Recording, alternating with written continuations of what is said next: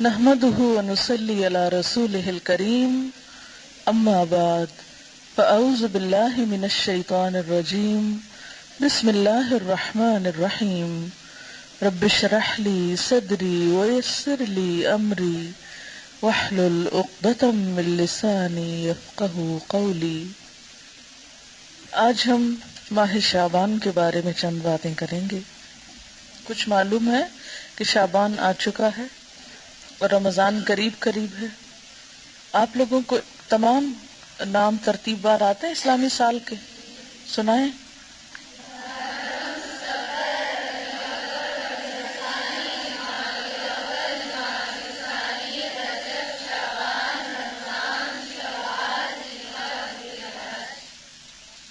اس میں سے حرام مہینے کون کون سے ہیں؟ رجب، شعبان، رمضان اور کیونکہ آپ نے رجب سے شروع کیا ہے تو میرا خیال تھا کہ محرم، صفر، ربیع الاول کون سے ہیں پھر؟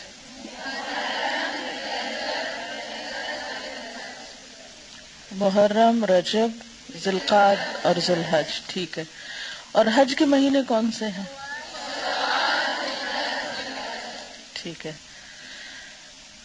اسی طرح رمضان کے علاوہ شعبان کا مہینہ بھی فضیلت والا مہینہ ہے، یعنی مہینوں کے آپ مختلف سیٹ بنا سکتے ہیں، جیسے حرام مہینے، پھر اسی طرح حرام مہینوں کے علاوہ حج کے مہینے، اور دیگر مہینوں میں عبادت کے مہینے جو ہیں وہ خاص طور پر رمضان، اور پھر رمضان کے علاوہ کچھ عبادت شعبان میں بھی، اور رمضان کے بعد کچھ عبادت شوال میں بھی، شوال کی ابتدا میں جو 6 شوال کے نام سے روزے رکھتے ہیں۔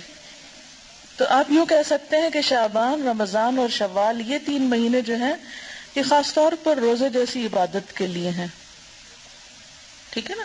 جیسے آپ کو معلوم ہے کہ ہمارے دین میں کچھ عبادات فرض کے درجے میں، یعنی عبادات کون کون سی ہیں؟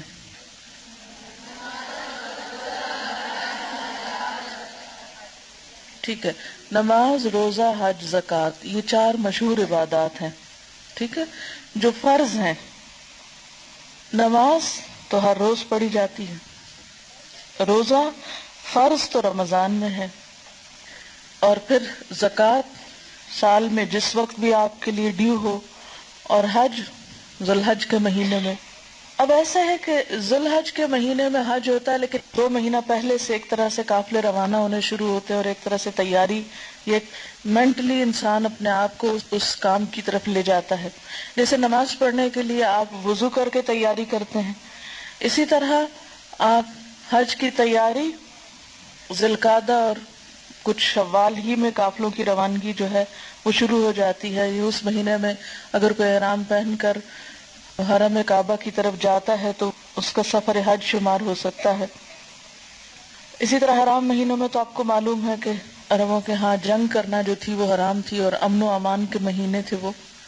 اسی طرح آپ دیکھیے کہ رمضان جو ہے ایک فرض عبادت کا مہینہ ہے، لیکن رمضان میں داخل ہونے سے پہلے اس کا اہتمام شعبان میں ہی شروع ہو جاتا ہے، یا اس کے لیے ذہنی تیاری شعبان سے ہی شروع ہو جاتی ہے، اور پھر یکا یک سلسلہ منقطع نہیں کیا جاتا، بلکہ کیا کیا جاتا ہے، شوال میں بھی کچھ روزے نفلی رکھے جاتے ہیں، اگرچہ شعبان اور شوال کے روزے نفلی روزے ہیں، لیکن یہ رمضان کے آگے پیچھے ہیں۔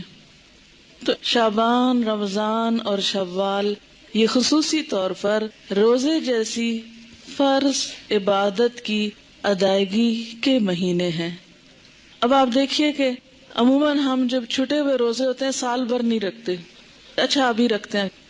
حضرت عائشہ رضی اللہ تعالی عنہا کے ساتھ بھی ایسے ہی ہوتا تھا، وہ عموماً اپنے قضا روزے جو تھی وہ شعبان میں رکھتی تھی کہ اب اگلے سے پہلے پچھلا قرضہ چکا لوں۔ تو اسی طرح شعبان میں کچھ تیاری ہوتی ہے رمضان کی، پھر رمضان میں روزے رکھنے کے بعد اتنا دل لگ جاتا ہے روزوں کے ساتھ کہ رمضان ختم ہونے کا سب کو افسوس ہوتا ہے، پھر اس کے بعد بھی 6 روزے اور اتنی فضیلت والے دے دیے گئے کہ اگر وہ رکھ لیے جائیں تو اتنا اجر و ثواب ہے گویا آپ سال بھر روزے سے ہیں. تو انشاءاللہ تعالی رمضان کی فضیلت اور برکت تو آپ رمضان سے پہلے سنیں گے ہی اور مزید اپنے آپ کو تیار کریں گے. لیکن اس عبادت کے لیے یعنی روزے جیسی عبادت کے لیے شعبان کے مہینے میں بھی اس طرف متوجہ ہونے کی ضرورت ہے، اور تبھی آپ متوجہ ہوں گے جب آپ اس کی فضیلت اور اہمیت کو سمجھیں گے. اس مہینے میں نبی صلی اللہ علیہ وسلم سے جو عمل ثابت ہے وہ کیا ہے؟ روزوں کی کثرت.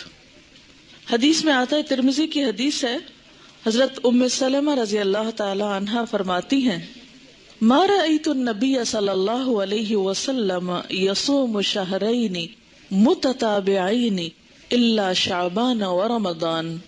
میں نے رسول اللہ صلی اللہ علیہ وسلم کو 2 مہینے پے در پے یعنی مسلسل روزے رکھتے ہوئے نہیں دیکھا سوائے شعبان اور رمضان کے. یعنی اس میں آپ کیا کرتے تھے؟ کنٹینیوسلی روزہ رکھتے تھے. حضرت اسامہ بن زید بیان کرتے ہیں، میں نے عرض کیا، اے اللہ کے رسول صلی اللہ علیہ وسلم، میں آپ کو کسی مہینے میں سوائے رمضان کے اتنے روزے رکھتے ہوئے نہیں دیکھتا جس قدر روزے آپ شعبان میں رکھتے ہیں. آپ نے فرمایا کہ لوگ اس رجب اور رمضان کے درمیان والے مہینے کی فضیلت سے غافل ہیں. لوگ رجب اور رمضان کے بیچ والے مہینے کی فضیلت سے غافل ہیں. وہ اس مہینے کی پرواہ نہیں کرتے، قدر نہیں کرتے.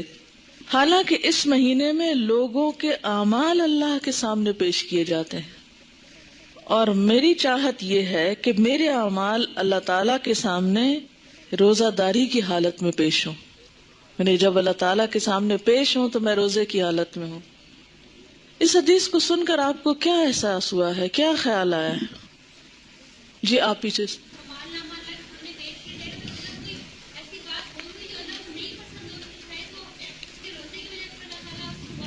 آپ نے دیکھا ہوگا نا کہ جیسے کوئی شخص غلط کام کر لیتا ہے پھر کسی کے سامنے پیش کیا جاتا ہے. مثلاً آپ پرچہ دیتے ہیں، پیپر دیتے ہیں نا، تو اس میں کچھ گڑبڑ کر جاتے ہیں، کوئی سستی کرتے ہیں، غفلت کرتے ہیں، جواب صحیح نہیں لکھتے. پھر ٹیچر کے سامنے آپ کا پیپر آتا ہے، وہ کریکشن کرتی ہیں. پھر بعض اوقات آپ کو بھی بلا لیتی ہیں اور آپ کو پوچھتی ہیں یہ آپ نے کیا؟ کیا ہو گیا تھا آپ کو؟ اگر آپ ایک ایسے اسٹوڈنٹ ہوتے ہیں جو ادروائز بہت اچھے ہیں تو وہ آپ کی اس اچھائی کی وجہ سے کیا کریں گی؟ اس غلطی کو اگنور کر دیں گی.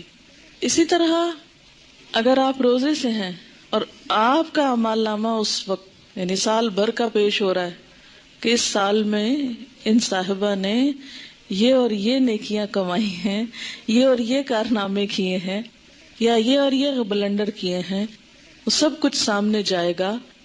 آپ دیکھیں کہ بعض اوقات غلط کاموں کو دیکھ کر، نافرمانیوں کو دیکھ کر آپ سوچ سکتے ہیں اللہ تعالیٰ کا غصہ کتنا بھڑکتا ہوگا. اگر کوئی آپ کی بات نہ مانے تو آپ کو کیسا لگتا ہے؟ کوئی آپ کی بات نہ مانے کیسا فیل کرتے ہیں آپ؟ کہتے ہیں کوئی بات نہیں، نہیں تو نہ سے نہیں مانتے، نہ مانے. جی آپ بولیے. یہ بتا رہی ہیں کہ اپنی میڈ کو یہ کچھ کام بتا کے آتی ہیں، جب واپس جاتی ہیں اور وہ نہیں کر کے رکھتی تو ان کو غصہ آتا ہے کہ میں نے بتایا بھی تھا پھر بھی تم نے نہیں کیا. بہت تکلیف ہوتی ہے نا. ایک بعض اوقات انسلٹ بھی فیل ہوتی ہے کہ اس کو کہا بھی ہے اور اس نے اس کی پرواہ نہیں کی. اتنی غفلت اور اتنی لاپرواہی. جی ہاں، دکھ اور افسوس بھی ہوتا ہے. تو آپ دیکھیے کہ جب آپ کا رجسٹر، آپ کے سال بھر کے کام پچھلے شعبان سے اب تک جو آپ نے کیا وہ جو پیش ہوتا ہوگا، ویسے تو اللہ تعالیٰ روز بھی دیکھتے ہیں نا آپ کو، ہر لمحہ جانتے ہیں. اس کو پھر میں ایک چھوٹی سی مثال کے ذریعے بات سمجھاؤں گی. جیسے آپ کی ٹیچر کلاس میں روز سبق سنتی ہیں آپ کا، ان کو اندازہ ہوتا ہے کہ آپ کتنا جانتے ہیں، لیکن پیپر دیتے ہوئے آپ کو کوئی وحشت آتی ہے کہ نہیں ہوتی ہے؟ کوئی ٹینشن آپ پر ہوتی ہے؟ حالانکہ آپ روز ٹیچر کے سامنے اچھا یا برا سبق سنا رہے ہوتے ہیں، یا کام کیا نہیں کیا، لیکن وہی چیزیں دوبارہ پیپر میں آتی ہیں تو ہر ایک چیز کا اپنا ایک طریقہ اور ایک قرینہ اور ایک سلیقہ ہوتا ہے نا. تو بالکل اسی طرح روز آپ کا اللہ تعالیٰ کی نظر میں ہونا اپنی جگہ ہے، لیکن لکھے ہوئے اعمال، تصویریں کھینچی ہوئی آپ کی البم، تو سارے کے سارے جب ایک خاص انداز میں پیش کیے جاتے ہیں کہ یہ کتاب تیار ہے، اتنا عمل زیادہ، اتنا کم ہے، اور ہم اس سے غافل ہوتے ہیں، تو اور تو کچھ نہیں کر سکتے. ایٹ لیسٹ اس مہینے میں حسب توفیق نیکی کے کام کریں تاکہ اعمال نامہ جب پیش ہو تو اللہ تعالی ہماری غلطیوں سے درگزر فرمائے. اور آخرت میں تو پیش ہونا ہی ہے نا.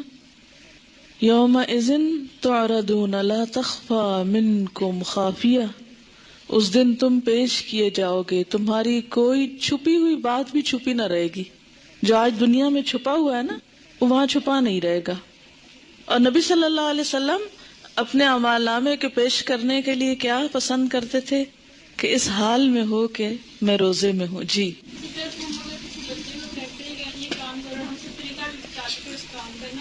نہیں کرتا ہے، بہت غصہ آتا ہے نا جب ہمارے اعمال آگے پیش ہونے لگے تو اللہ کہیں گے نا کہ میں نے طریقہ بتا دیا.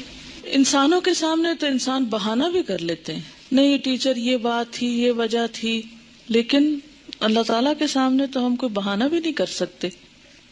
بس اللہ تعالیٰ کو کیا مطلوب ہے، ہمارا دل کدھر رجوع کر رہا ہے، ہماری سوچ کدھر ہے، ہمارے دل میں اس کی محبت کتنی ہے، اور ہماری ایفرٹ کیا ہے، اور ہم کتنا رجوع کرنے والے ہیں. اور بنیادی طور پر اللہ تعالیٰ کو آپ سے بندگی مطلوب ہے، عاجزی مطلوب ہے کہ آپ اس کے بن جائیں.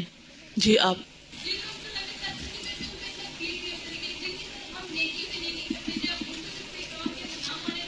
جی ہاں، جن کے اوپر ہمارا کوئی احسان نہ ہو، اگر وہ ہماری بات نہیں بھی مانتے تو کوئی دکھ نہیں اتنا ہوتا، کہتے چلو ٹھیک ہے اس کی مرضی.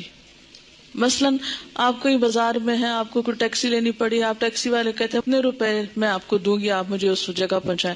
وہ نہیں مانتا تو آپ کہتے نہیں تو نہ صحیح، چلو میں کوئی اور کہیں معاملہ کر لیتی. کسی دکان پہ جاتے ہیں، آپ کوئی معاملہ کرتے ہیں، دوسرا شخص نہیں آپ کی بات مان، کہتے ہیں نہ صحیح، کوئی بات نہیں. لیکن جس پر آپ نے احسان کیا ہو پھر وہ آپ کی بات نہ مانے، اور آپ دیکھیں کہ اللہ تعالیٰ کے ہم پر کس قدر احسانات ہیں، اور پھر ہم کیا کر رہے ہیں اور کتنا کر رہے ہیں. میں سوچتی ہوں کہ کبھی ہم اپنی آنکھوں، کانوں، دل، دماغ کے ساتھ اپنے آپ کو حوالے تو کریں اللہ کے. اسلمت لرب العالمین.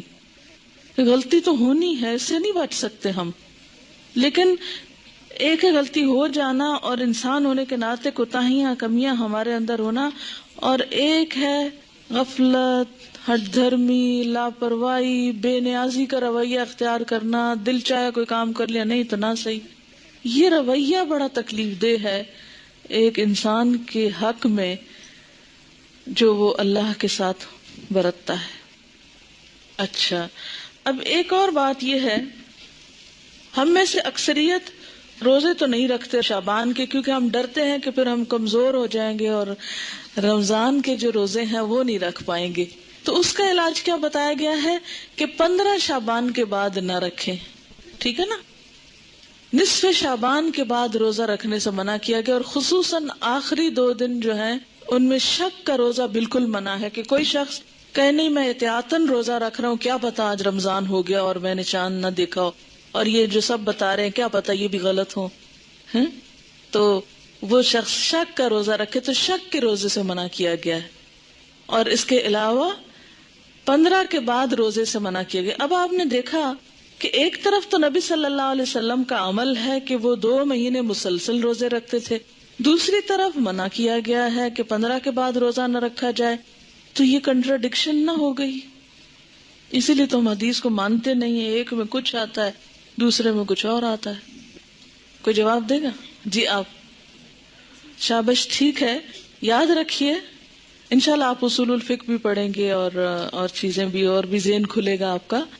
جب آپ کا عمل اور قول آمنے سامنے آ جائے تو عمل آپ کے اپنے لیے خاص ہوتا ہے اور قول امت کے لیے ہوتا ہے. ٹھیک ہے نا. بعض جگہ آپ کو ایسا ملے گا کہ ایک جگہ آپ کسی چیز سے روکتے ہیں لیکن ہم دیکھتے ہیں آپ خود وہ کام کر رہے ہوتے ہیں.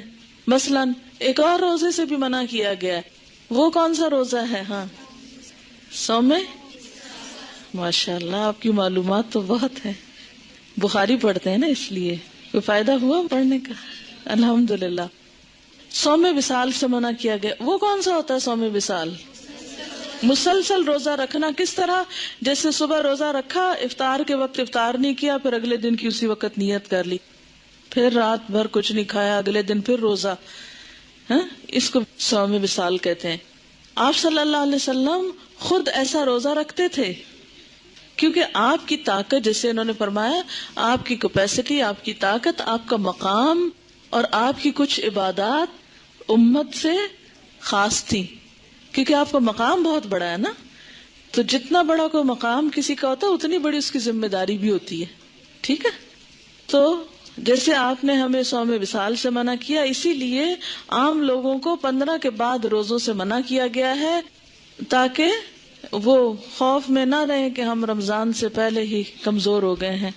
جیسے پہلے 15 دنوں میں روزے رکھیں، پھر اس کے بعد آخری 15 دنوں میں آپ آرام فرمائیں، پھر اس کے بعد رمضان کی ابتدا کریں. ٹھیک ہے؟ اچھا، نبی صلی اللہ علیہ وسلم کے کافی سارے خصائص ہیں. سورۃ الاحزاب میں شاید کچھ ذکر کیے تھے.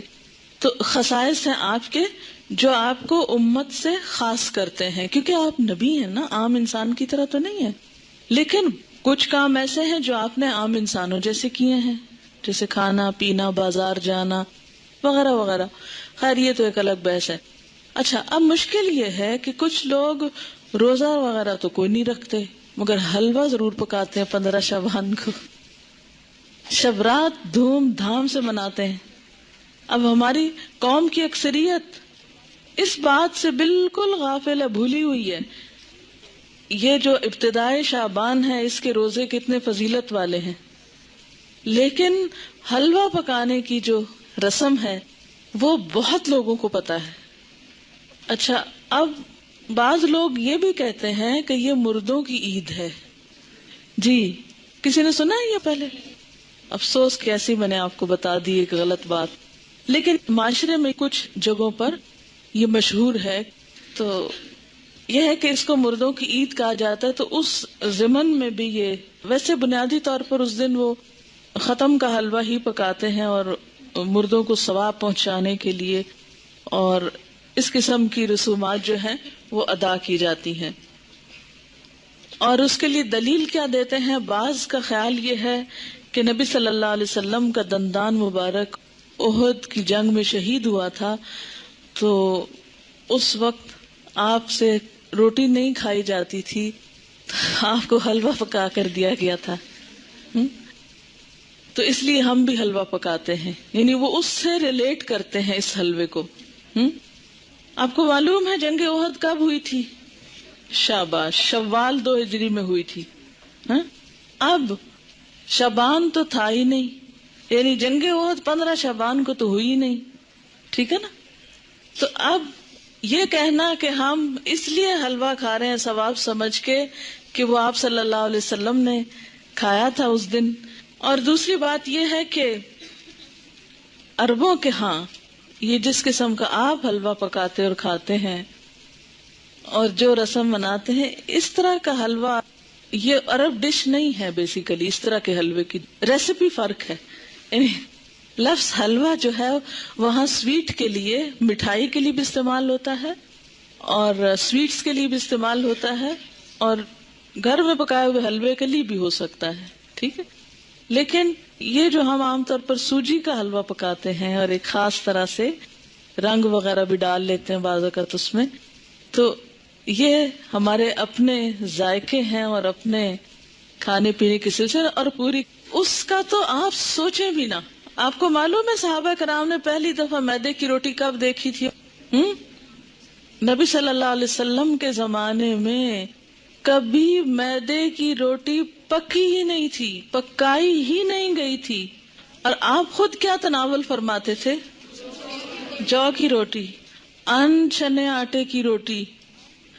آپ کس شوق میں پوریاں پکاتے ہیں پھر؟ یہ کون سی سنت ہے؟ نہیں ویسے ٹھیک ہے اپنے رواج کے لیے آپ پکائیں، مگر ایسی چیزوں کو اوائڈ ہی کریں تو بہتر ہے. تو اس لیے یہ کہنا کہ اس دن حلوہ پوری پکانا اس کی کوئی دلیل ہے یا اس کے پیچھے کوئی سنت ہے یا ثواب ہے تو نہیں، یہ پھر ایک طرح سے بدعت ہو جاتی ہے. اچھا، بعض لوگوں کا خیال یہ ہے کہ اگر کوئی شب رات سے پہلے فوت ہو جائے اور اس کے نام پر حلوہ پوری نہ پکائی جائے تو وہ شخص اس وقت تک مردوں میں ہی نہیں شامل ہوتا. پتہ نہیں کہاں رہتا ہے وہ. پھر آپ اس کے نام پہ پکا رہے ہیں، کتنا ظلم ڈھا رہے ہیں کہ اس کو مردہ ثابت کرنے لگے ہیں یا مردوں میں شامل کرنے لگے ہیں. اسے رہنے دیں کہیں جیتوں میں. پھر جی ہاں، قبروں کی لپائی ہوتی ہے باقاعدہ. یہ پچھلے سال میں ملتان میں تھی اور میں نے خود دیکھی اور کچھ تصویر وغیرہ بھی دور سے اتاری کہ جو لوگ، یعنی مجھے یاد ہی نہیں تھا کہ آج 15 شعبان ہے. تو صبح کے وقت ہم گھر سے نکلے، اتنے لوگ قبرستان میں، اتنے لوگ. میں نے کہا خیر ہو، اتنے لوگ نعوذ باللہ کوئی اندر دفن ہو رہے ہیں، یہ کیا ہو رہا ہے. نہیں سچ مجھے پہلے نہیں سمجھ آئی کہ بھی اتنا کیوں اس میں رش ہے نا.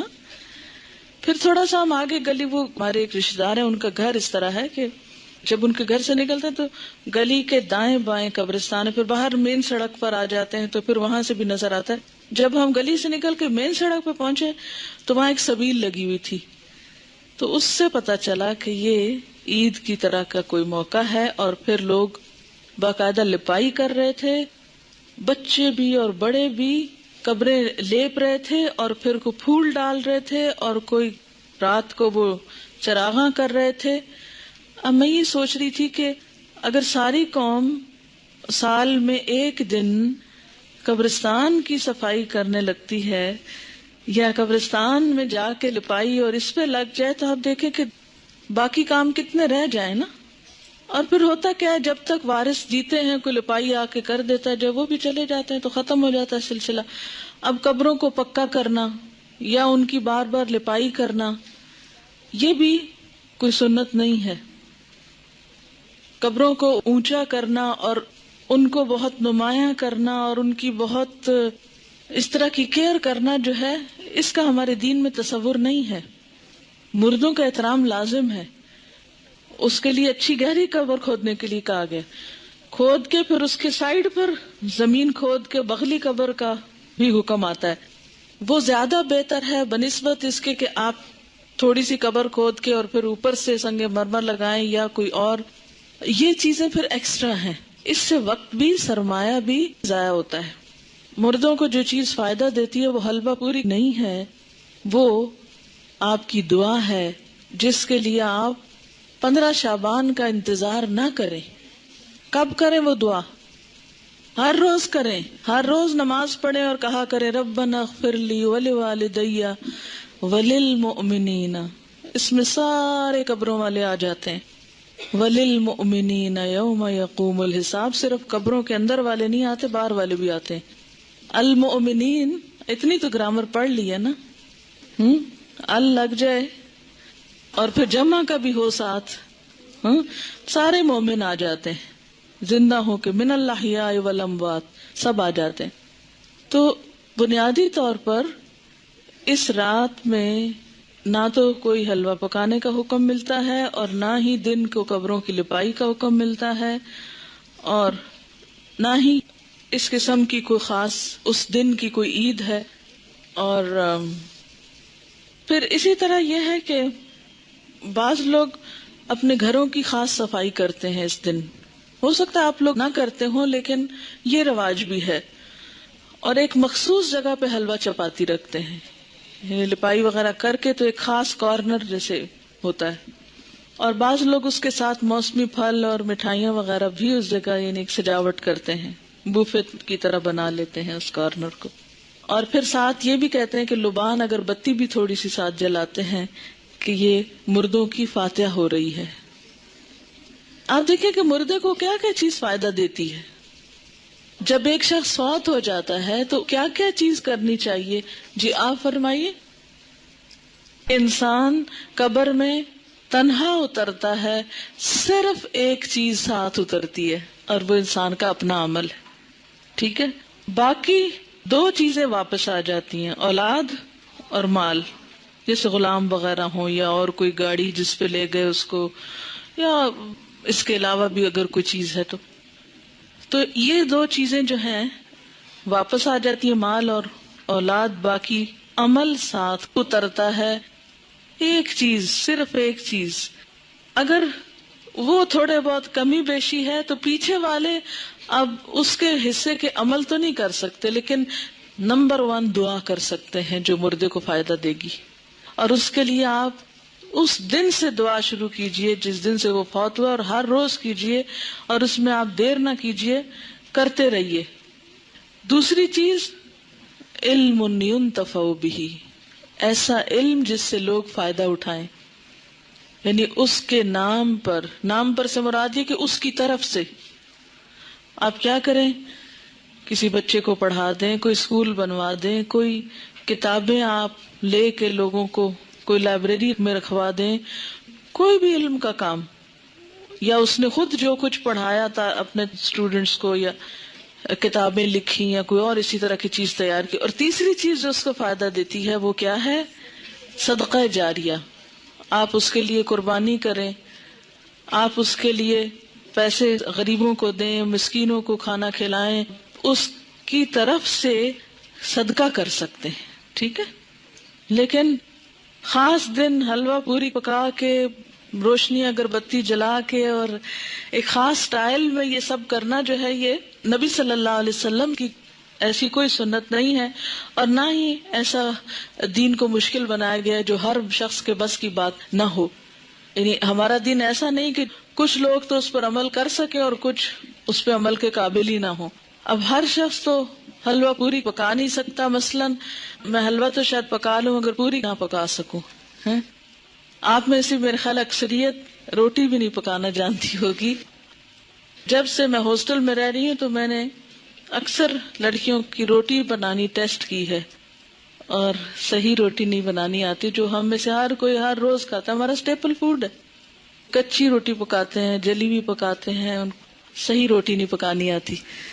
تو اب آپ دیکھیں کہ اگر روٹی نہیں بنانی آتی تو پوری کس کو بنانی آتی ہوگی؟ ٹھیک ہے نا. پھر اس کے بعد یہ ہے کہ ہر ایک کے پاس اتنے پیسے کہاں ہوتے ہیں کہ وہ حلوے کے لیے سب کچھ مہیا کر سکے.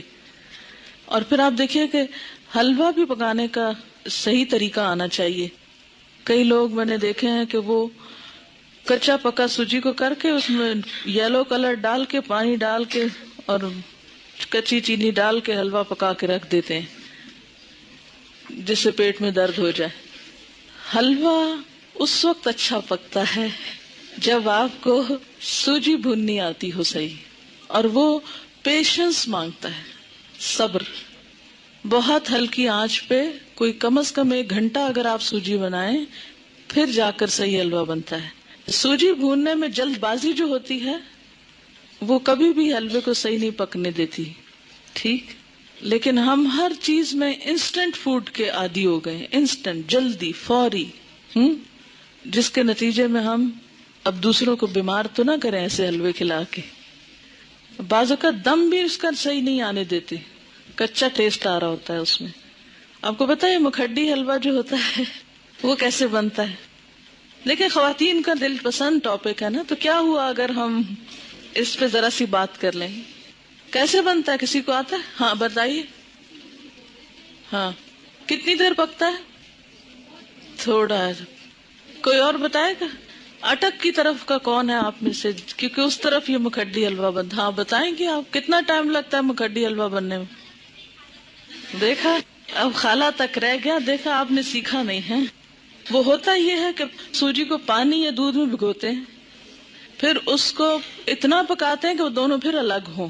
یعنی دودھ تو خیر الگ نہیں ہوتا، لیکن اس کا جو گھی ہے، گھی میں پکاتے ہیں نا، تو پھر وہ گھی اور وہ بالکل الگ الگ جب ہو جائے تو پھر اس کو چھوڑتے ہیں. اور تقریباً 6 گھنٹے تو اس میں لگ ہی جاتے ہیں اگر آپ صحیح پکانا چاہتے ہیں. ویسے تو 2 منٹ میں بھی آپ گھول کے گرم کر کے رکھ دیں.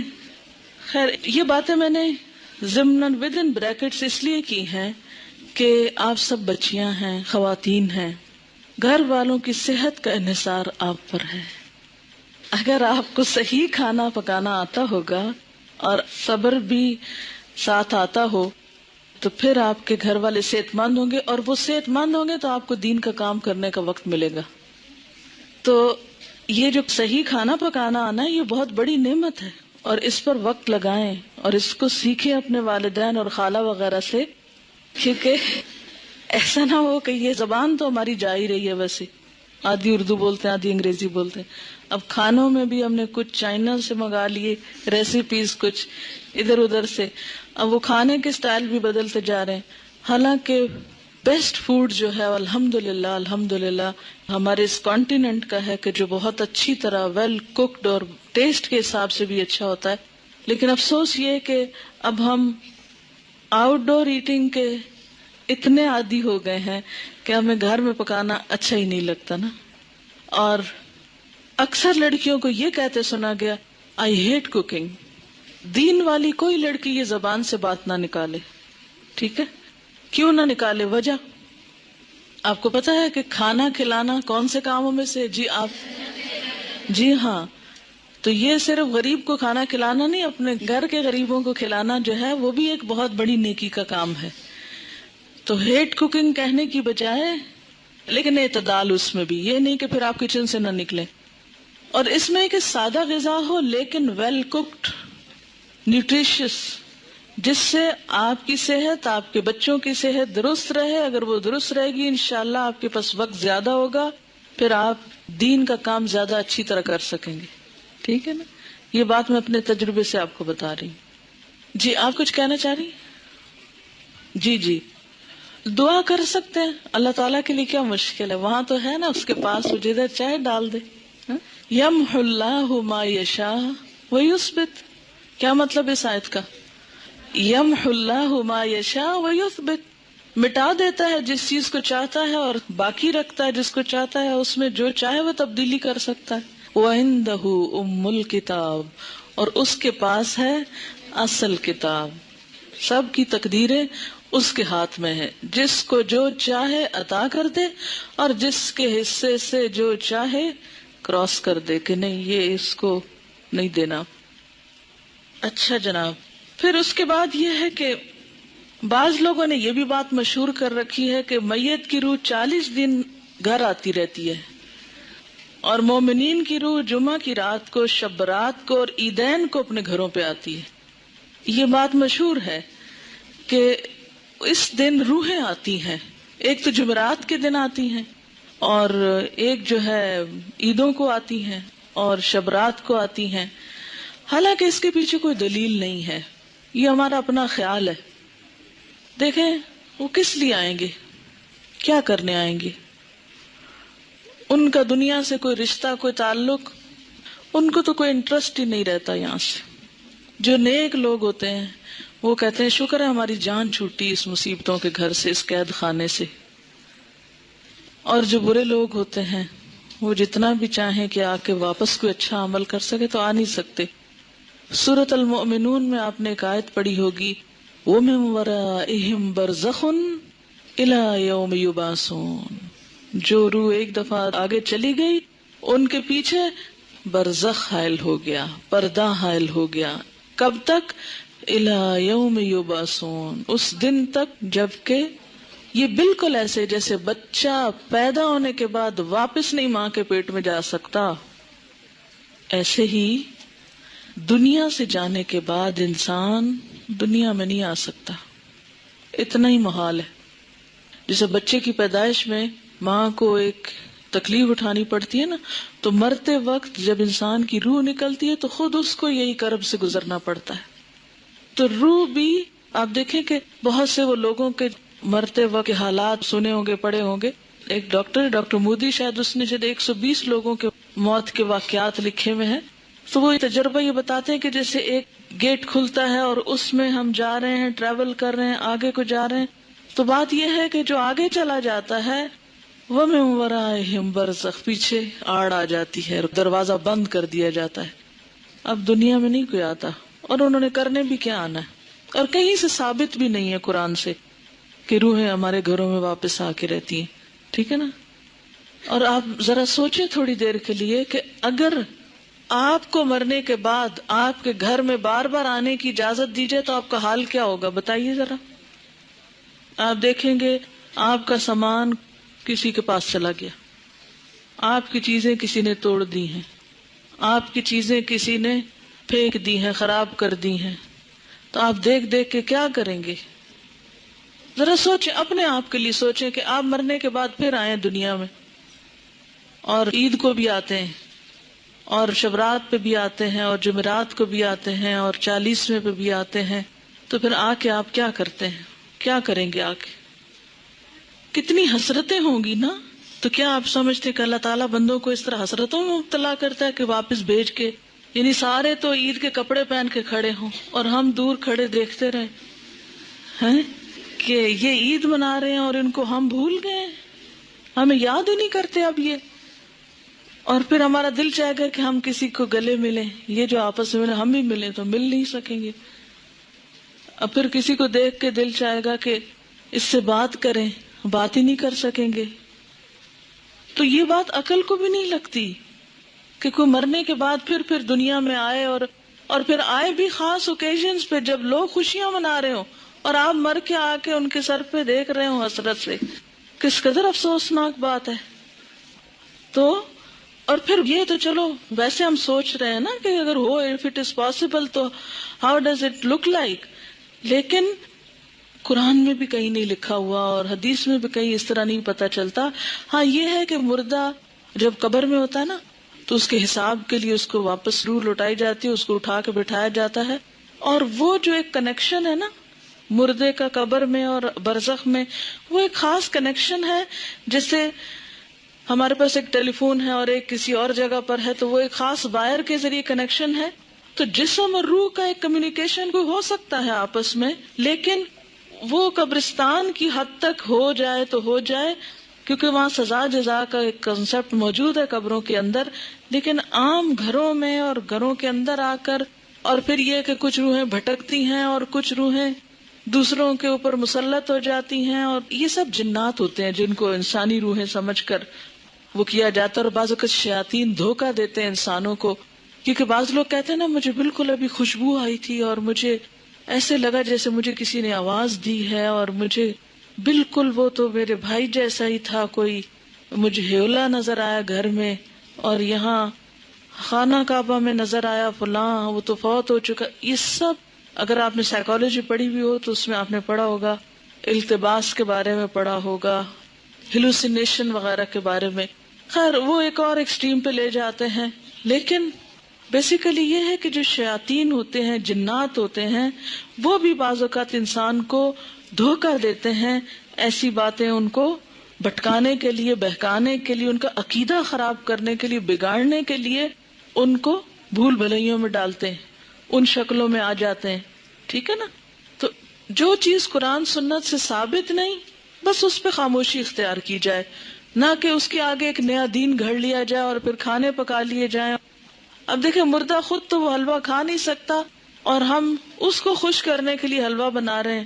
اب مثلاً آپ کسی کے گھر میں جائیں اور وہ کہ ہم نے آپ کو خوش کرنے کے لیے یہ سب کچھ پکایا ہے اور کھانے نہ دیں آپ کو، یا آپ کھا نہ سکیں اس کو، آپ کتنے خوش ہو کے لوٹیں گے؟ اچھا بعض لوگ ایک مغالطہ دیتے ہیں، وہ کہتے ہیں یہ جو آتا ہے نا تنزل الملائکۃ والروح فیہا باذن ربہم من کل امر سلام، کہ لیلۃ القدر میں روح اترتا ہے. تو اب آپ بتائیں کہ اس روح سے مراد کون سا ہے؟ اگر اس روح سے مراد مرے ہوئے لوگوں کی روح ہے تو پھر ان آیتوں کے بارے میں کیا کہیں گے؟ نزل بہ الروح الامین. روح سے مراد کیا ہے قرآن پاک میں؟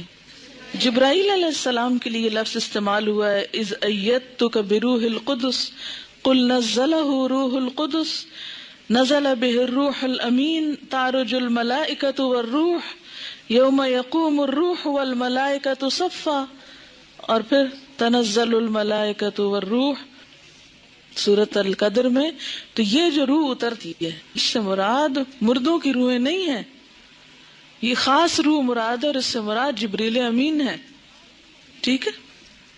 اسی لیے خود قرآن پاک پڑھنا کتنا ضروری ہے، ورنہ اس طرح کی باتوں سے لوگ عموماً کیا ہوتا ہے، اچھا، پھر جناب بات یہ ہے کہ نبی صلی اللہ علیہ وسلم کی 22 سالہ زندگی میں یہ دن آتا رہا ہے 15 شعبان، جس کو ہم شبرات کہتے ہیں، ہاں؟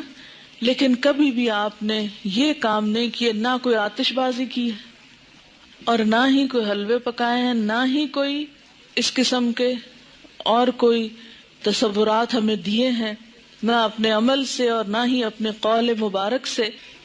اور یہ جو اس رات کو چراغوں کی روشنی ہے، یہ بھی اسراف میں شامل ہوتی ہے. لوگ گھروں پر موم بتیاں لگاتے ہیں نا، کبھی دیکھیے موم بتیاں، اور پھر اس کو بھی آہستہ آہستہ عید کا نام دے دیا ہے.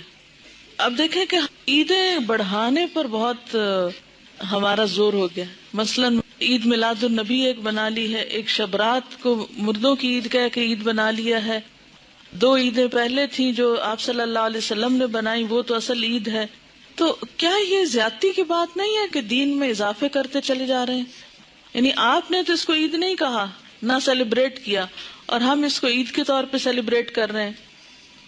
اصل میں ہندوؤں کے ہاں ایک دن ہوتا ہے دیوالی کا، اس میں اس قسم کے کام ہوتے ہیں. مخصوص گھر لیپا پوتی کرتے ہیں، مخصوص کارنر پہ کھانے حلوے پکا کے رکھتے ہیں، چراغاں کرتے ہیں. اب ہمیں اسلام میں آ کر کچھ اس قسم کے فنکشنز کرنے تھے اور کچھ ایسے ہمیں آلٹرنیٹ تلاش کرنے تھے، تو وہ ہم نے اس شکل میں کر لی. کیونکہ ہم لوگ بیسیکلی تو سب یہاں جو ہمارے آبا و اجداد ہیں وہ ہندوؤں سے مسلمان ہوئے نا، یا سکھوں سے مسلمان ہوئے، کیونکہ اس علاقے کے لوگ جو ہیں بنیادی طور پر یہاں کا جو ہندوازم ہے یہ قدیم ترین مذہب ہے اس علاقے کا. تو ان کی اولادیں ہونے کے ناطے سے پھر بہت سے لوگ جب اکثریت میں مسلمان ہونے لگتے ہیں تو عموماً کیا ہوتا ہے، وہ کلمہ تو پڑھ لیتے ہیں لیکن طریقے وہی ہوتے ہیں، اور بعض اوقات نئے دین میں آ کر بھی پرانے دین کی چیزوں کو کہیں نہ کہیں فٹ کر دیتے ہیں. جیسے نئے گھر میں آپ جاتے ہیں تو پچھلے گھر کی چیزیں کہیں نہ کہیں لٹکا دیتے ہیں، کوئی ادھر کوئی ادھر. تو یہی کچھ ہمارے ساتھ بھی ہوا ہے. اور پھر یہ ہے کہ آتش بازی جو ہے اس میں جان کا نقصان بھی ہے، مال کا نقصان بھی ہے، ویسے بھی خطرہ ہے کہ کسی کو آگ لگ نہ جائے، یا خاص طور پر جو فائر ورکس کرتے ہیں. یہ تھی چند باتیں جو اس حوالے سے آپ سے کرنا تھی. اس کے ساتھ ہی کچھ کوشچنز ہیں، میں ان کے جواب دے دیتی ہوں. ایک اور غلط فہمی بھی اس دن کے بارے میں ہے جس کا ذکر کرنا ضروری ہے. بہت سے لوگ یہ سمجھتے ہیں کہ اس رات کو تقدیر کے فیصلے ہوتے ہیں، 15ویں شعبان کو، ٹھیک ہے، کہ تقدیر لکھی جاتی ہے، اور اس کو کر دیتے ہیں مکس کس کے ساتھ؟ لیلۃ القدر کے ساتھ. لیلۃ القدر جو ہے وہ رمضان کی رات ہے. قدر کا کیا معنی ہے؟ نمبر 1 تقدیر، نمبر 2 اندازہ، نمبر 3 تنگ ہونا. اس رات اتنے فرشتے اترتے ہیں کہ زمین تنگ ہو جاتی ہے ان کے لیے. نمبر 2 یہ کہ وہ بڑی قدر و قیمت والی رات ہے کہ قرآن نازل ہوا تھا، انا انزلناہ فی لیلۃ القدر. اچھا، تیسری بات یہ ہے کہ اس لیلۃ القدر میں تقدیر جو ہے بندوں کی وہ فرشتوں کے حوالے کی جاتی ہے. تنزل الملائکۃ والروح فیہا باذن ربہم من کل امر. تو سارے امور جو ہیں زمین پہ جن کی ایگزیکیوشن ہونی ہے وہ فرشتوں کے سپرد، یعنی سال کا بجٹ دیا جاتا ہے. یہ سارے کام رمضان کے آخری عشرے کی کسی ایک طاق رات کو ہوتے ہیں جس کو لیلۃ القدر کہا جاتا ہے. یہ 15 شعبان کو نہیں ہوتے، ٹھیک ہے. بات یہ ہے کہ قرآن پاک میں آتا ہے وَمَا نَهَاكُمْ عَنْهُ فَانْتَهُوا، جس چیز سے نبی صلی اللہ علیہ وسلم روکے اس سے رک جاؤ، ٹھیک ہے. تو آپ جب روکتے ہیں ایک بات سے کہ 15 کے بعد نہیں روزے رکھو، تو پھر ہم یہ نہیں کہیں گے چونکہ آپ نے رکھے تو ہم آپ کی سنت فالو کر رہے ہیں، ٹھیک ہے. اچھا، یہ لکھے ہوئے سوالوں کے جواب دے دیں. شعبان کے پہلے 15 دنوں میں پورے 15 دن کے روزے رکھ سکتے ہیں اگر آپ چھٹی نہ کر لیں روزہ رکھ کے، یا دیر سے نہ آنا شروع کر دیں. کیونکہ ہوتا یہ ہے کہ آپ پھر ایڈوانٹیج لے جاتے ہیں کہ ہم روزے سے ہیں اس لیے ہم نے ہوم ورک نہیں کیا یا ٹیسٹ نہیں دے رہے. اگر کوئی یہ پوچھے کہ ہم کیا کریں اس دن 15 شعبان کو، نہیں لوگوں کو عادت ہو گئی ہے ختم وغیرہ کرنے کی، تو اس لحاظ سے وہ پوچھیں کہ پھر اس دن کیا کریں تو ان کو کیا جواب دیں؟ کیا جو پکا کر گھر حلوہ چاول وغیرہ بھیجے تو اس کو کھا لیں؟ اب دیکھیں بدعت کا کھانا ہے، ٹیکس کی قسم کا ہے. پہلی بات تو یہ ہے کہ انہیں کہیں وہی کریں جو روز کرتے ہیں، نمازوں کی پابندی کریں، صدقہ خیرات جیسے روٹین میں کرتے ہیں، کیونکہ جو دن اللہ کے رسول صلی اللہ علیہ وسلم نے مخصوص نہیں کیا کسی خاص عبادت کے لیے، اس کو اپنی طرف سے بتا کہ اچھا آپ یہ کر لیں یہ کر لیں یہ کر لیں، تو یہ بھی درست نہیں ہوگا. آپ کیا بتائیں جو روز کرتے ہیں وہی اس دن کریں، کیونکہ نبی صلی اللہ علیہ وسلم سے کوئی خاص عمل ثابت نہیں ہے. اگر والدین اور شوہر روزے اس ماہ میں منع کرے تو کیا ان کی بات مان لی جائے؟ نفلی روزے میں شوہر کی اجازت ضروری ہے، تو یہ نفلی روزے ہیں، ٹھیک ہے نا. اللہ یہ کہ آپ کو فرض پورا کرنا ہے، پچھلا قضا کرنا ہے، وہ تو پھر آپ نہیں کسی کی بھی مانیں گے. لیکن نفلی روزے میں بیوی کے لیے شوہر کی اجازت ضروری ہے لیکن والدین کی ضروری نہیں ہوتی. What's your grandson's name؟ چلے میں آیت ایک پڑھتی ہوں، آپ بتائیے. لم نجعل له من قبل سمیا. جی یہ نام اللہ تعالیٰ نے خود رکھا تھا نا حضرت یحییٰ کا. چلیے اگر کسی عورت کے پچھلے رمضان کے فرض روزوں کی قضا باقی ہو، وہ روزے رکھنے کی طاقت رکھتی ہو تو 15 کے بعد رکھ سکتی ہے یا قطعی ممنوع؟ دیکھیں قطعی ہے یا نہیں، جب پسندیدہ یہی ہے کہ نہیں رکھے، الا یہ کہ قضا رہتے ہیں تو کچھ قضا پھر شوال میں جا رکھے، ٹھیک ہے.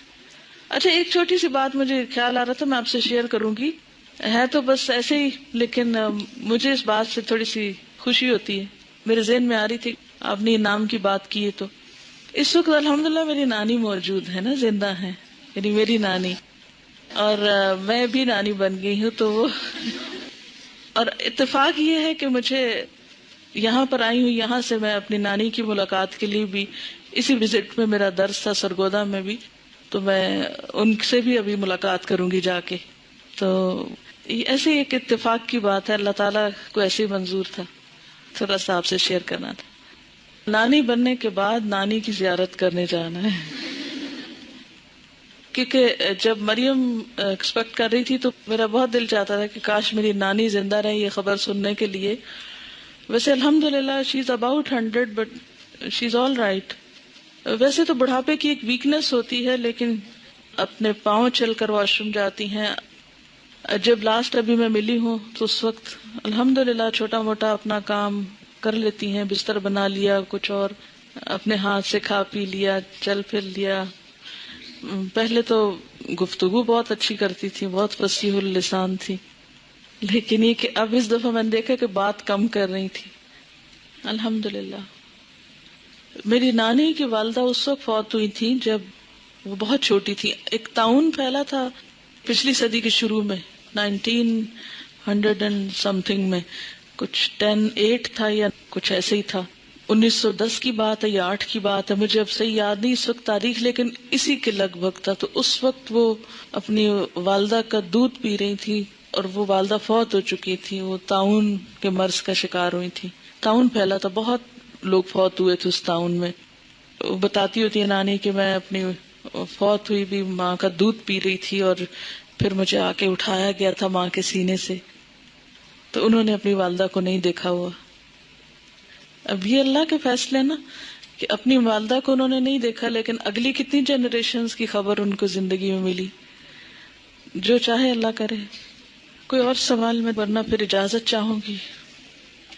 یہ کہتے ہیں کہ کلاس میں اتنی نیند کیوں آتی ہے؟ اس لیے کہ آپ کے پاس آکسیجن کی کمی ہوتی ہے، کیونکہ زیادہ لوگ جب آ جاتے ہیں تو پھر اس نیچرل. روحیں اگر اس طرح نہیں آتی تو پھر ان کے بارے میں آپ کیا کہیں گی جو لوگ روحوں کو بلاتے ہیں اور ان سے باتیں کرتے ہیں؟ میں نے خود بھی کئی دفعہ یہ ایکسپیرینس کیا ہے. یہ ایکسپیرینس میں بھی کر چکی ہوں، ایسی بات نہیں ہے، لیکن یہ سب جنات ہیں. مرے ہوئے لوگوں کی روحیں نہیں آتی، جنات ہوتے ہیں جو آس پاس گھومتے پھرتے رہتے ہیں، جن کو ہمارے حالات پتہ ہوتے ہیں، اور وہ اس کے اندر آ کے جو باتیں ہمیں معلوم ہوتی ہیں وہی وہ ہم جو پوچھتے ہیں وہ کچھ نہ کچھ اوٹ پٹانگ بتاتے رہتے ہیں. It's just waste of time, کوئی فائدہ نہیں. علم لا ینفع ہے. اور کئی لوگ 40 دن تک لائٹ نہیں آف کرنے دیتے کہ جو فوت ہوا شخص ہے وہ واپس آتا ہے. تو دیکھیں آپ کو اندھیرے میں اپنے گھر کا راستہ ملتا ہے. اتنی جب ڈارک رات ہو جاتی ہے، چلو شہر میں تو پھر بھی روشنی ہوتی ہے، گاؤں وغیرہ میں تو اندھیرا ہو جاتا ہے. چلو کوئی بات نہیں، وہ تو غریب کو، لیکن 40 دن نہ مقرر کریں. جتنی توفیق ہے ایک دن میں دے دیں، 2 دن دیں، 40 دیں، سارا سال دیں، ساری زندگی دیں، صدقہ کرنے میں کوئی حرج نہیں ہے. لیکن مخصوص نہ کریں کہ صرف 40 دن، اور وہ بھی ایک مخصوص جگہ پر ہی بھیجنا ہے اور پکا کے بھیجنا ہے. آپ کچا راشن بھی دے سکتے ہیں، آپ کسی کو کپڑا بھی دے سکتے ہیں، آپ کتابیں لے کے دے سکتے ہیں، آپ کہیں کسی بیمار کے علاج کرا سکتے ہیں. یعنی صدقے کی تو بہت ساری قسمیں. دیکھیں یہ شب رات، شب کا مطلب بھی رات ہے اور رات کا مطلب بھی رات ہے. کیا ورثاء اپنے مردے رشتہ داروں کی کچی قبروں کو سال میں کسی دن بھی لیپ کر سکتے ہیں؟ اگر کوئی خاص دن مقرر نہ کریں بلکہ اس نیت سے کریں کہ قبر بیٹھ نہ جائے، دب نہ جائے. دیکھیں اس میں اصول یہ ہے کہ مردے کی جو حرمت ہے، ٹھیک ہے نا، مرے ہوئے انسان کی بہت عزت ہے، حرمت ہے، اسی لیے اس کو نہلاتے ہیں. حالانکہ مر گیا تو آپ کہیں اب تو مر گیا، کیا فائدہ اس نے جانا تو مٹی میں، نہلانا کس لیے. لیکن کتنا احتیاط سے نہلاتے ہیں، صاف ستھرا کرتے ہیں، پوچھتے ہیں، کفن میں لپیٹتے ہیں، پھر زمین میں اس کو دفن کرتے ہیں. یہ سب کچھ کس لیے ہے کہ انسان جانوروں کا نشانہ نہ بنے. اگر ایسے ہی جا کے رکھ آئیں کہیں ہم مردے کو، دفن نہ کریں تو کیا ہوگا؟ جانور کھا جائیں گے نا اس کو، کبے ٹھونگے ماریں گے اس کی آنکھوں میں، اس کا دماغ پھاڑیں گے، کتنا اس کا. وَلَقَدْ كَرَّمْنَا بَنِي آدم، بنی آدم کو ہم نے عزت عطا کی ہے. انسان خواہ زندہ ہو یا مردہ، اس کی عزت ہے، حرمت ہے. تو دفنانے کی حکمت کیا ہے؟ حرمت نہیں پامال ہو. مٹی سے بنا ہے، مٹی میں واپس چلا جائے، وہ اس کے لیے معزز ترین مقام ہے. ٹھیک ہے نا. اب اگر کہیں آپ دیکھتے ہیں کہ قبر اس طرح بارش میں بھیگ گئی کہ جسم ایکسپوز ہو گیا مردے کا، تو اس کو دوبارہ دبانا، اس کے اوپر مٹی ڈالنا، اس کی لپائی اگر کرنا چاہیے کچھ بھی، تو دیٹس اوکے. یعنی اس حد تک تو ٹھیک ہے. آپ کو معلوم ہے ایک سیلاب آیا تھا، اس میں مجھے بتایا گیا تھا ایک علاقہ ہے شاید پنڈ دادن خان یا کون سا، کہ اس میں اتنا زور کا سیلاب تھا کہ زندہ گائے بھینسیں تو جو ڈوبی سو ڈوبی، جو مردے تھے وہ قبروں سے نکل کے تیرنے لگے تھے. جی ایسا ہوا تھا. یہ لئی نالے کا جو تھا، جی آپ نے دیکھا یا سنا اس وقت جب یہ ایسا دیکھا بھی تھا. تو اب آپ دیکھیں ایسے اگر نظر آ جائے تو کیا حکم ہے کہ اس مردے کو یعنی دوبارہ دفنایا جائے، اس کی قبر درست کی جائے، اس کو جانوروں کے حوالے نہ کیا جائے. اسی لیے آپ دیکھیں کہ اگر مردہ بچہ بھی پیدا ہوتا ہے نا، یا ادھورا بچہ بھی پیدا ہوتا ہے، ناقص بچہ بھی پیدا ہوتا ہے، تو اس کو بن میں یا کہیں کوڑے کے ڈھیر پہ نہیں پھینکتے. آپ لڑکیاں ہو اس لیے آپ کو یہ بات پتہ ہونی چاہیے. بعض اوقات کیا ہوتا ہے کہ بچہ ابورٹ ہو جاتا ہے نا، مس کیریج ہو جاتا ہے نا، اور بہت چھوٹا ہوتا ہے کہ ابھی بعض اوقات اس میں روح پڑی ہوتی ہے، بعض اوقات بہت چھوٹا سا. ایون اگر مضغہ کی سٹیج بھی ہو، مضغہ کی سٹیج پر بھی ایسی کوئی تکلیف ہو کہ انسان نہیں بنا، شیپ نہیں بنی، بازو نہیں بنے، لیکن بوٹی پوری بن چکی ہے، تو بھی اس کو بن میں نہ ڈالیں. کیا کریں؟ یا کہیں زمین کھودیں اور اس کے اندر. کراچی میں ایک ہسپتال ہے، اس کے بارے میں مجھے کسی نے کلاس میں یہ بات بتائی کہ وہاں پر جو میٹرنٹی وارڈ ہے اس کے پاس اتنی بلیاں اور پتہ نہیں کیا کیا پھر رہا ہوتا ہے. وہ لوگ احتیاط نہیں برتتے، اور جو اسی طرح کے ماؤں کے ادھورے بچے ہوتے ہیں، جیسے ماں کا کوئی مس کیریج ہونے والا ہے یا ڈی این سی کرائی ہے یا کچھ، تو وہ جو کچھ اندر سے نکلتا ہے وہ اس کو ایسے ہی ڈبے میں پھینک دیتے، ڈبہ اٹھا کے باہر جا کے پھینک دیتے، وہاں سے بلیاں کتے بعض اوقات پورے بچے جو ہیں منہ میں لے کے پھر رہتے ہیں. تو ایک اسٹوڈنٹ تھی ہماری، انہوں نے روتے ہوئے کلاس میں یہ بات سنائی کہ میڈم میں نے خود دیکھا ایک بلی کو منہ میں پکڑ کے لے جاتے ہوئے، تو میں نے تو بہت ایک طرح کا وہاں پر سٹینڈ لیا، اور میں ہسپتال کی انتظامیہ کے پاس گئی، اور کہتی میرے میاں مجھے کہہ رہی تھی تم کس چکر میں پڑ گئی ہو، لیکن خیر لمبی چوڑی اس نے بات سنائی، اور پھر جا کے تو اس نے کہا کہ خدا کے لیے اگر کہیں اور نہیں تو یہیں کوئی ایریا ایسا ہو کہ جہاں آپ گڑھا کھودیں اور اس میں یہ چیزیں دبائیں، کیونکہ انسان کی حرمت ہے نا. کیونکہ اگر آپ اس طرح انسانوں کے جسم کے ٹکڑے، مثلا اگر کسی کا آپریشن بھی ہو نا، خدا نخواستہ کسی کی ٹانگ کاٹ دیتے ہیں، کسی کا کوئی بازو کاٹ دیتے ہیں، ایسے آپریشن ہوتے ہیں نا، یا جسم کے اندر سے کچھ نکال دیتے ہیں بعض اوقات، تو وہ انسانی جسم کے ٹکڑے ہیں، ان کی بھی حرمت ہے، ان کو بھی بلیوں کو نہ ڈالیں. کیونکہ یہ جو جانور ہوتے ہیں بلی وغیرہ، ان کو جب خون پڑ جاتی ہے نا، انسانی خون کی لت پڑ جاتی ہے، تو یہ بھی خون خوار ہو جاتے ہیں. پھر بعض اوقات ایسا ہوتا ہے نا جیسے خواتین کا رحم نکال دیا جاتا ہے، تو یہ نہیں کہ ان کو اٹھایا اور آپ یوں ہی پھینکا ہے کوڑے کے ڈھیر پہ. یعنی خاص طور پر آپ میں سے اگر کچھ لوگ ہاسپٹلز میں کام کرتے ہیں یا کسی بھی طرح کوئی لنک ہے ان کا، تو ان سارے انسانی اعضاء کی حرمت ہے. حتیٰ کہ جو بال اترتے ہیں ہمارے، تو بہتر تو یہی ہے کہ ہم کٹھے کر کے پھر کہیں دبا دیں. ہمیں تو بچپن میں یہی سکھایا گیا، تو اب بہت لاپرواہی برتتے ہیں، لیکن کیونکہ بال بھی تھوڑے رہ گئے ہیں، تو بچپن میں یہ ہوتا تھا کہ جب اترتے تھے تو ڈھیروں ڈھیر اترتے تھے. تو ہماری پھپھی تو بہت اس میں سختی کرتی تھی. ہر ایک بہن کے ہمارے ایک خاص ڈبہ رکھا ہوا تھا الماری میں ہی، جہاں چیزیں ہوتی تھی کہ باہر ایک بال نظر نہ آئے، وہ سارے اکٹھے کر کے اس میں ڈالتے جائیں اور پھر ایک لفافہ بھر کے کہیں جا کے اس کو زمین میں دبا دیں. کیونکہ انسان کی ایک عزت ہے. جب انسان کی حرمت پامال ہوتی ہے دل سخت ہوتے ہیں.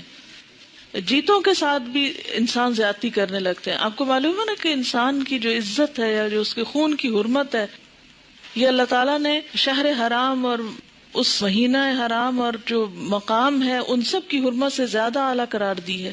تو قبر اگر بہہ رہی ہو یا کچی ہو یا خراب ہو رہی ہو تو وہ صرف وارثوں کا ہی کام نہیں، جو بھی قبرستان کے ذمہ دار ہوں، رکھوالے ہوں، وہ یہ کریں. ہمارے تو افسوسناک خبریں ملتی ہیں کہ بعض اوقات ملی بھگت سے مردے چرا لیے جاتے ہیں اور راتوں رات نکال لیے جاتے ہیں، اور ان کو پھر آگے سیل آؤٹ کیا جاتا ہے. دوسرے ملکوں میں جو میڈیکل سٹوڈنٹس کے لیے ایسے گینگ بنے ہوئے ہیں کہ وہ سپلائی کیے جاتے ہیں انہیں ناجائز طور پر. بہت کچھ ظلم، کیونکہ خدا کا خوف نہیں، خشیت اللہ فی السر والعلانیہ وہ نہیں، تو پھر آپ جو جی چاہے کریں. وہ کہہ رہی ہیں کہ کسی ہاسپٹل میں ہاؤس جاب کر رہی تھی تو چوہوں کا سائز انہوں نے بلیوں جیسا دیکھا کہ اتنے موٹے موٹے. تو پھر پتا چلا کہ جو ڈلیوریز ہوتی ہیں پلیسنٹاز ایسے ہی بن میں پھینک دیے جاتے ہیں اور وہ چوہے کھا کھا کے اس کو. اب آپ خود سوچیں کہ انسانی صحت کے لیے کتنا نقصان دہ ہے. اچھا، کسی نے کہا کہ 15 شعبان کے بعد جو روزہ رکھنے سے منع کیا، اگر کوئی رکھ لے تو کیا گناہ ہوگا؟ بنی اسرائیل والے سوال کرتے ہیں آپ. دیکھیے، اچھا اطاعت گزار کون ہوتا ہے؟ سمعنا و اطعنا. اللہ تعالیٰ آپ کا حکم ہے، اللہ کے رسول صلی اللہ علیہ وسلم آپ کا فرمان ہے، ٹھیک ہے نہیں کریں گے، بس ختم بات. پھر کیوں پوچھیں گے اگر کر لیا تو کیا ہوا، اگر بھول کے کر لیا، اگر ثواب کی نیت سے کر لیا، نہیں بس ٹھیک ہے. دیکھیے کچھ چیزیں جو ہیں ان پر یہ تو حرام اور حلال کی قید نہیں لگائی گئی، لیکن پسندیدہ یہی ہے کہ انسان سنت کو فالو کرے، اس میں اجر ہے اور وہ آپ ہی کے فائدے کے لیے نا. کہتے ہیں کہ ہندو جب دیوالی کا تہوار مناتے ہیں تو یہ سوچ ہوتی ہے کہ لکشمی دیوی جو دولت حسن مال کی دیوی ہے وہ خوش ہوگی، ہمارے گھر خوب دولت اور رزق آئے گا. کہیں شب برات کے پیچھے بھی تو یہی کانسیپٹ نہیں کہ اس دن خاص چیزیں پکانے یا صدقہ کرنے سے مزید خوشحالی آئے گی. ہو سکتا ہے کہ کچھ ایسی نیت بھی ہو. لکھا ہے میں پچھلے 4 سال سے روزے نہیں رکھ رہی کیونکہ ڈاکٹر نے منع کیا ہے کہ میں دوائی کھاتی ہوں اور دوا مس نہیں کر سکتی. یہ 4 سال سے کھا رہی ہوں کہ چھوڑ دوں تو بیمار ہو جاتی ہوں. سیکنڈ اوپینین لیں. ایک خاتون تھی، ان کو میں نے اسی طرح مشورہ دیا کہ آپ سیکنڈ اوپینین لے کر تھوڑا آپ کوشش کریں، ایک دن روزہ رکھیں، اگر چل گیا کمپلیٹ کر لیں.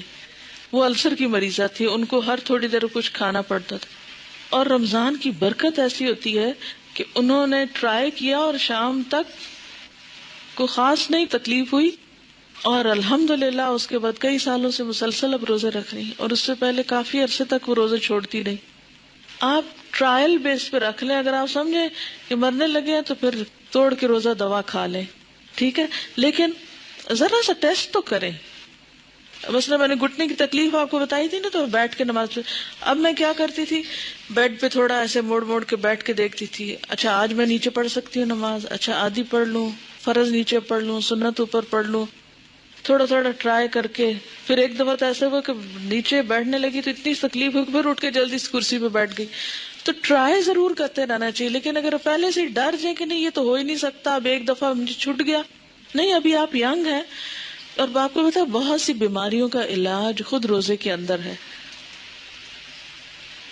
15 شعبان کو مرنے والوں کی قبروں کی صفائی تو کرتے ہیں، مگر جن راستوں پہ زندہ لوگ چلتے ہیں ان کا کسی کو کوئی خیال نہیں. اس پر بھی ویسے آپ سے بات کروں گی انشاءاللہ، کبھی زندگی رہی.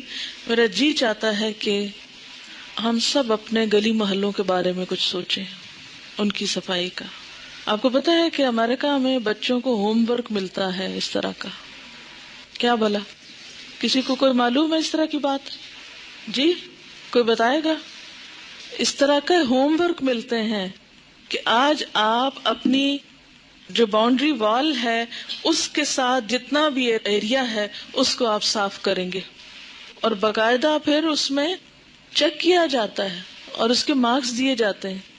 میرا جی چاہتا ہے کہ اب آئندہ ہم بھی کچھ اس طرح کے ہوم ورک شروع کریں تاکہ ہماری گلیاں محلے کچھ صاف ہوں. اب ہو سکتا ہے آپ کے ماں باپ کو اجازت نہ دے کہ آپ گلی صاف کریں، لیکن کچھ تو کچھ کیا جا سکتا ہے. اگر میں آپ کی جگہ ہوں تو پتہ کیا کروں، گلی محلے کے بچوں کو اکٹھا کر لوں، ان کو ساتھ ملاؤں اور ان کو کوئی نہ کوئی اچھی بات بتا کے اور ان سے کہو چلو ہم سب مل کے یہ کرتے ہیں. کیونکہ ہر جگہ کا الگ، کچھ علاقے ایسے جیسے خال کوئی گاڑی گزرتی ہے، کچھ ایسے ہوتے ہیں جیسے بہت ٹریفک ہے، تو اس میں آپ دن کو نہیں رات کو بھی کچھ کر سکتے. گھر کے مردوں کو احساس دلائیں، گلی محلے میں جہاں درس دیتے ہیں ان کو احساس دلائیں. تو دیکھیں کیسے نہیں ہوگا، بہت کچھ ہو سکتا ہے. جیسے وہ شجر کاری کا ایک ہفتہ مناتے ہیں، اگر ہم بھی اپنے اپنے صرف گھر کی جو دیوار ہے اس تک کا ایریا اور نالی وغیرہ بھی صاف کرنے کی ذمہ داری لے لیں تو شہر صاف ہو سکتا ہے.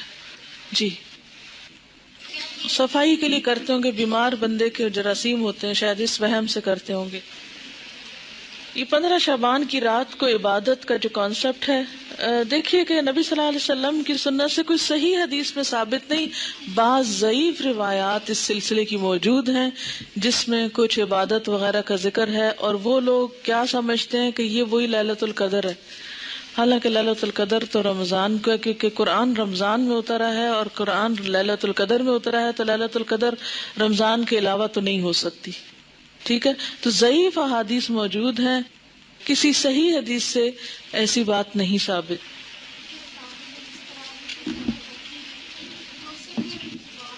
قبر توڑوا سکتے ہیں، بالکل کچا کرا سکتے ہیں، کیوں نہیں کرا سکتے؟ آپ کو معلوم ہے کہ یہ چیز سنت سے ثابت ہے، لیکن سب کے مشورے سے سنت سے ثابت ہے. آپ صلی اللہ علیہ وسلم نے حضرت علی رضی اللہ تعالیٰ عنہ کو اس کام کے لیے بھیجا تھا. اوکے، سبحانک اللہم و بحمدک نشہد ان لا الہ الا انت نستغفرک و نتوب الیک.